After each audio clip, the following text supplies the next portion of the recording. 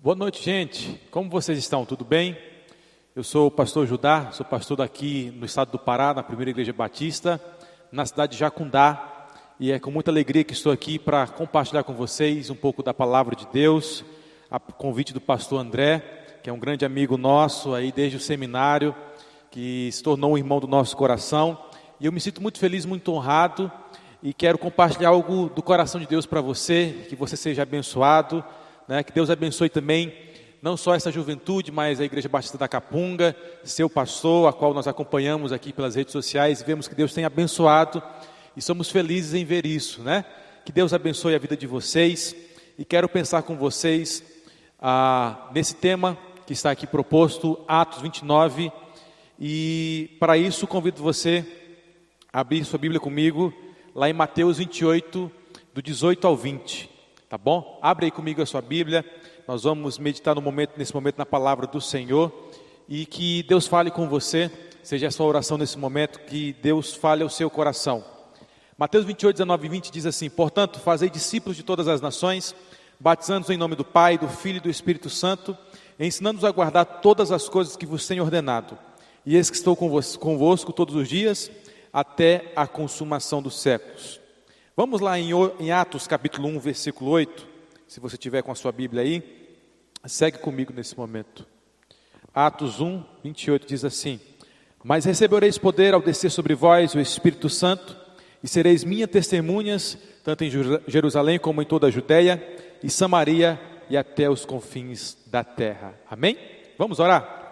Pai, obrigado, Pai, por essa oportunidade de estarmos juntos aqui, e que a Tua palavra fale ao nosso coração, a Tua palavra possa nos edificar e Cristo ser edificado em nós e nós sermos edificados em Cristo, ó Pai. Fala ao nosso coração e que possamos, após ouvir a Tua voz, estar pronto para obedecer, Pai. E que Teu servo seja apenas um canal de bênção em Tuas mãos, em nome de Jesus. Amém. Você já assistiu aquele filme De Volta para o Futuro? É um filme muito interessante.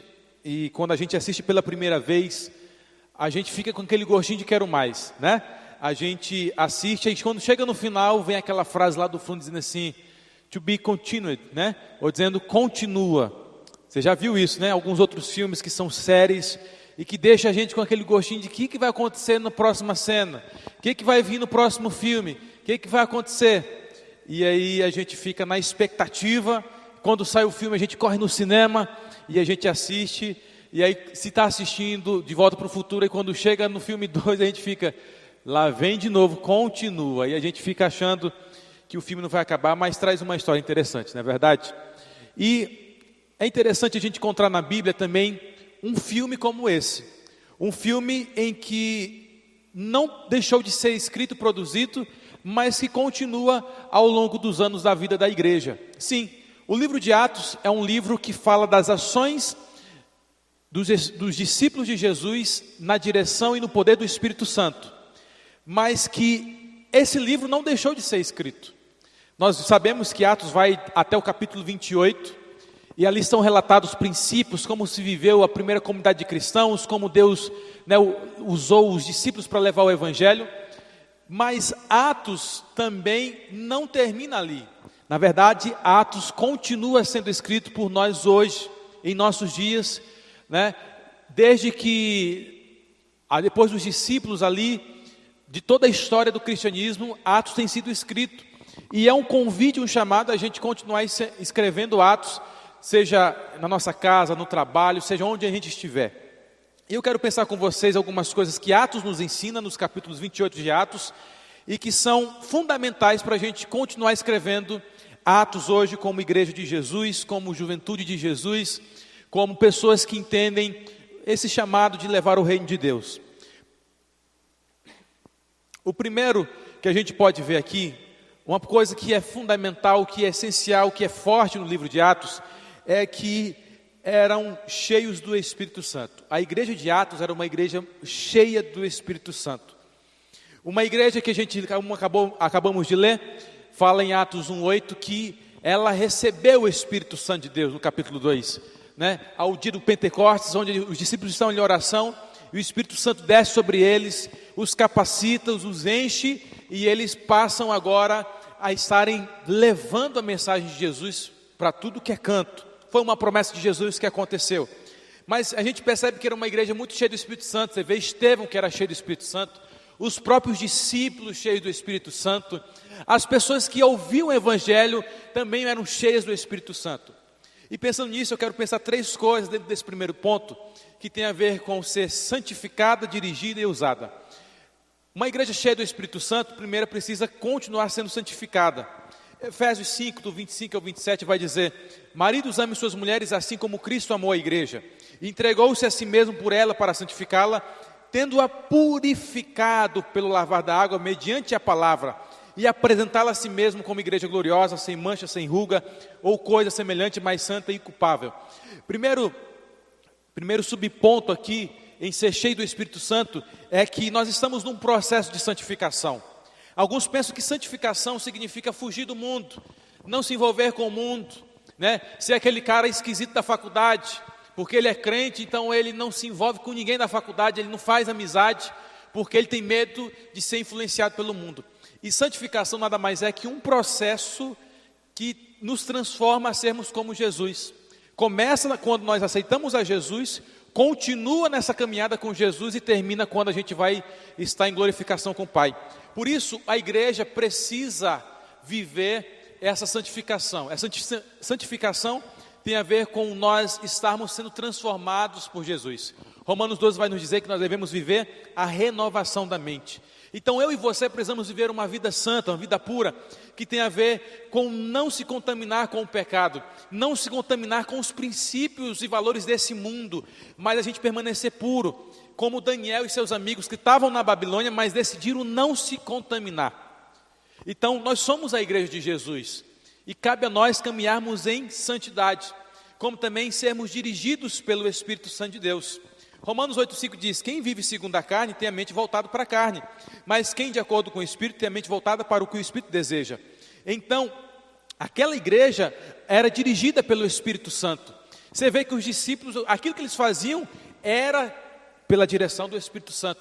Você vê Filipe que está num momento, né, realizando uma certa atividade, depois ele some, ele aparece, tem um camarada lendo sobre Isaías, e ele estava ali na direção do Espírito de Deus.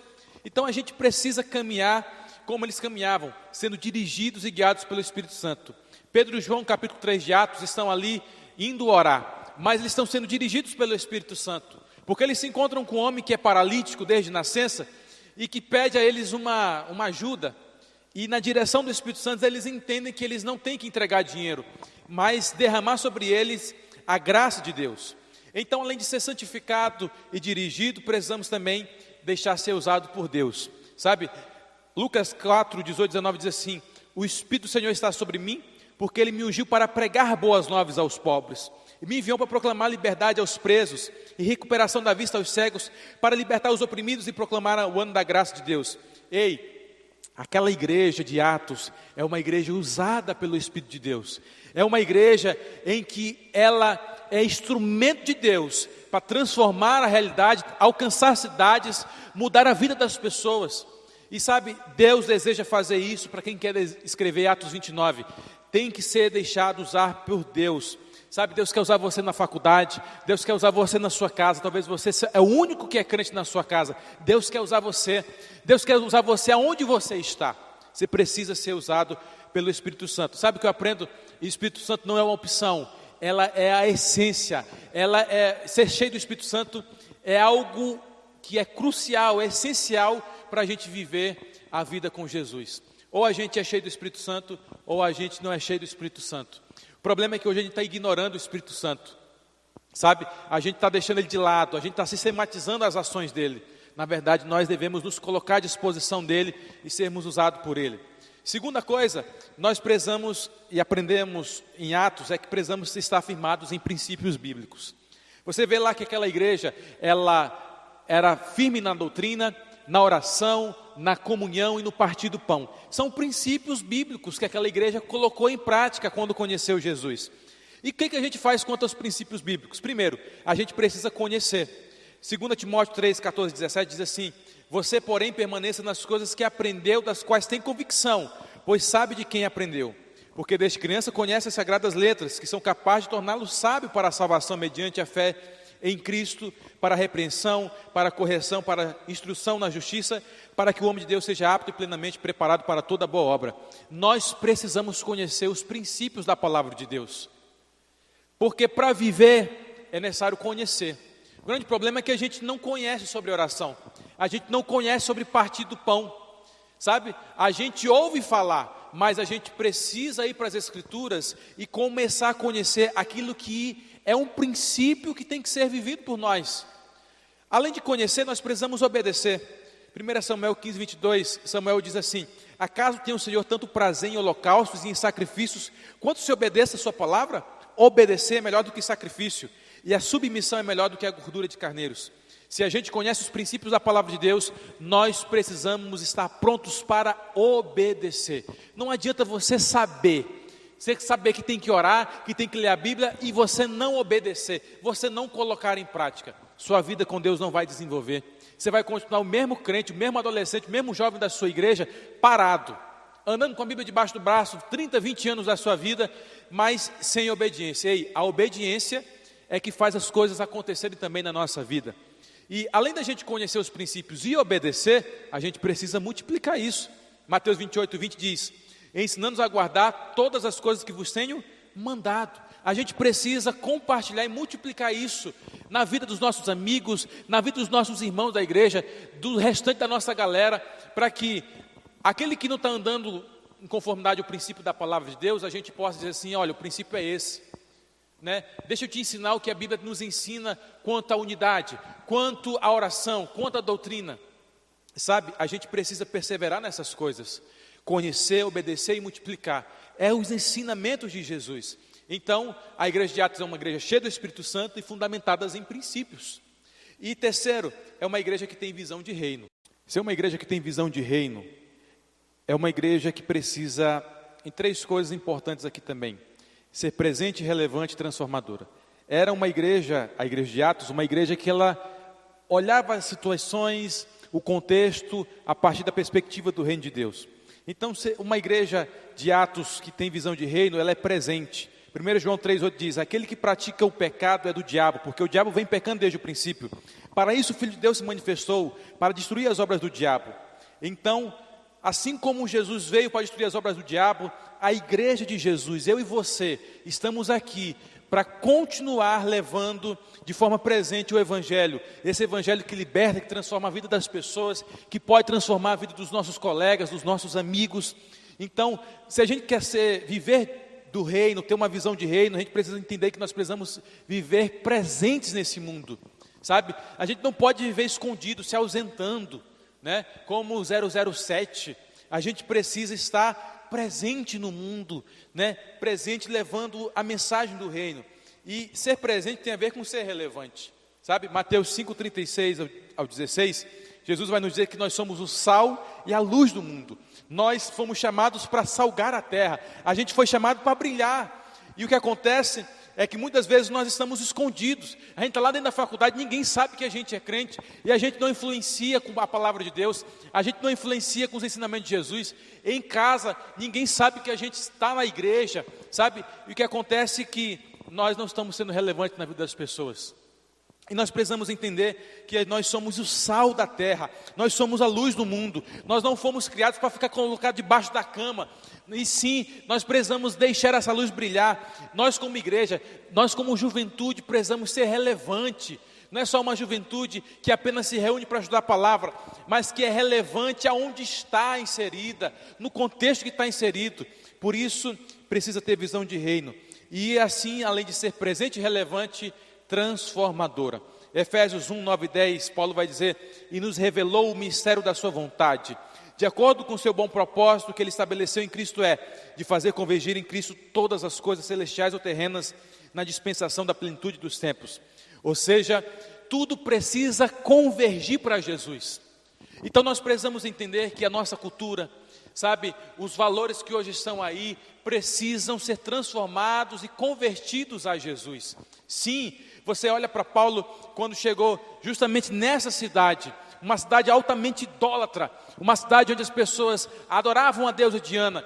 Quando ele pregou o evangelho, quando começou a se manifestar os sinais de Deus, sabe, as pessoas abandonaram as magias, a idolatria, e houve ali um avivamento naquele lugar. Gente, a gente precisa transformar, a gente precisa converter a cultura da gente. Não é condenar a cultura, não é condenar é a gente se preocupar e dizer assim, como a gente pode transformar, como a gente pode mudar algo que é forte no Brasil, mas convergindo a Jesus.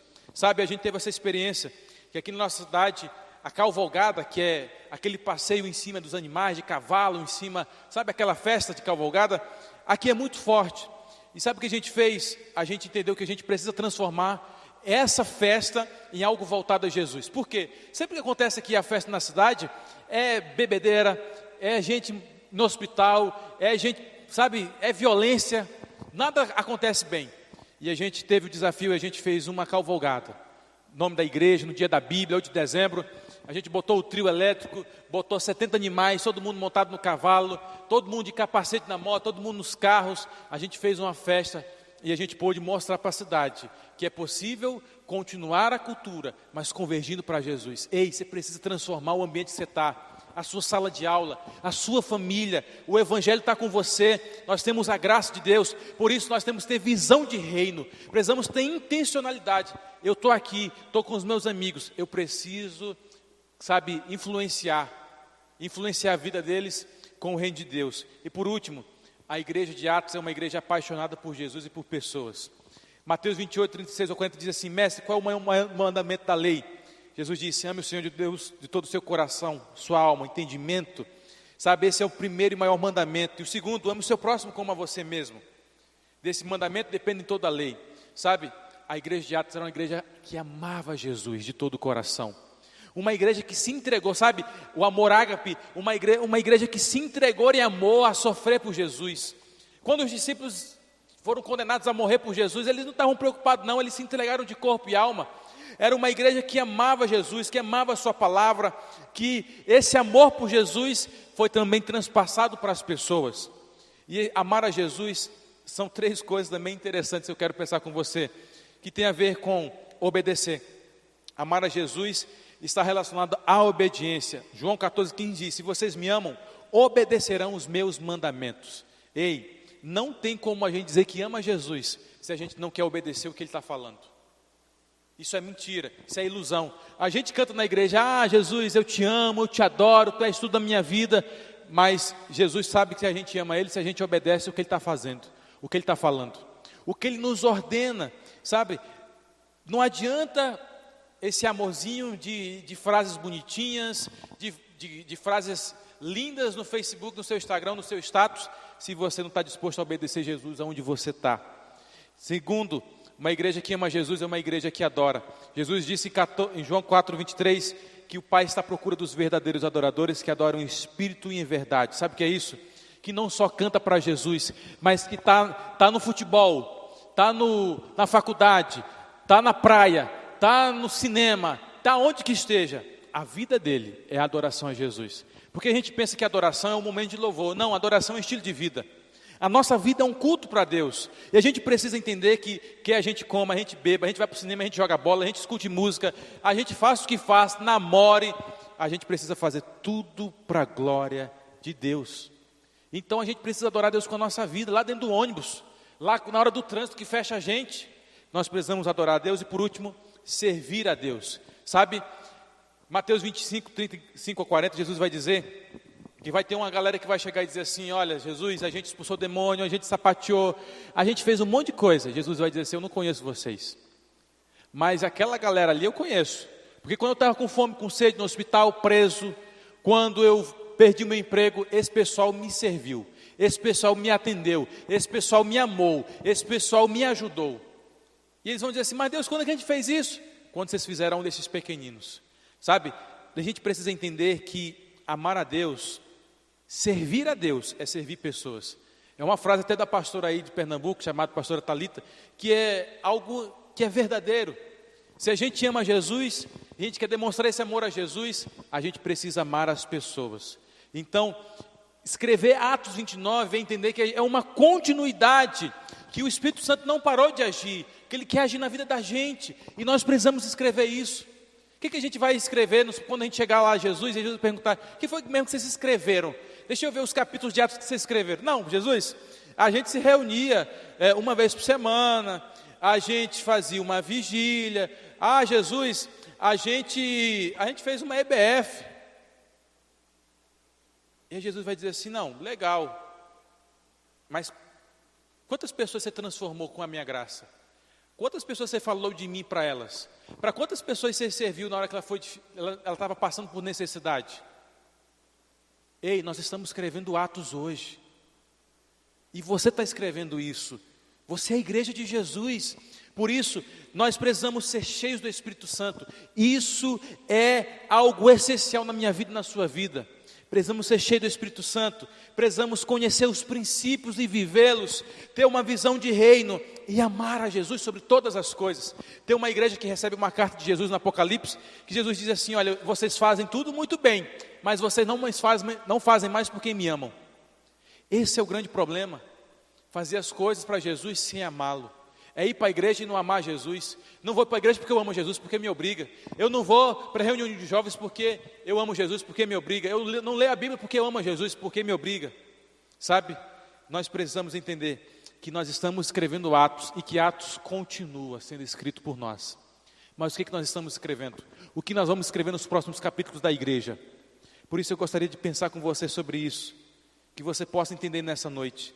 E eu quero convidar você a fechar os seus olhos e orar comigo. Pai, que o Senhor nos ajude, Pai, sermos verdadeiros cristãos onde estamos, Pai. Que as pessoas nos confundam com o Senhor.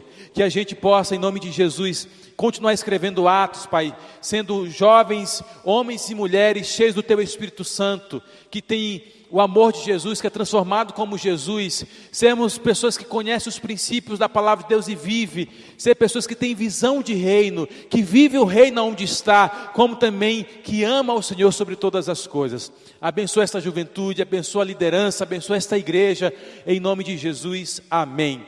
Agradeço a oportunidade, que Deus abençoe vocês. Pastor André, Tainária, que Deus abençoe vocês, a família de vocês. Um abraço em nome de Jesus. Ficamos por aqui, Deus os abençoe.